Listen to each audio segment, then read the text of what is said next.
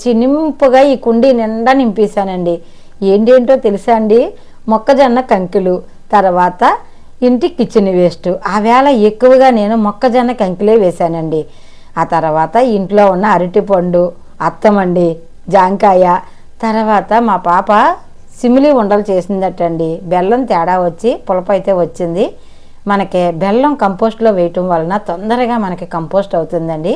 అందుకే నేను కొన్ని ఉండలైతే ఇలా వేస్తున్నాను, కొన్ని ఏమోనండి మొక్కలకే కప్పెట్టేస్తున్నా. అలానే పిల్లలకే బత్తాయి జ్యూసు ఇచ్చారండి. కావ్య పాదు తాగారు. వారు తాగగా మిగిలిన తుక్కు మా మొక్కలకే చక్కటి బూస్ట్ లాగా అవుతుంది.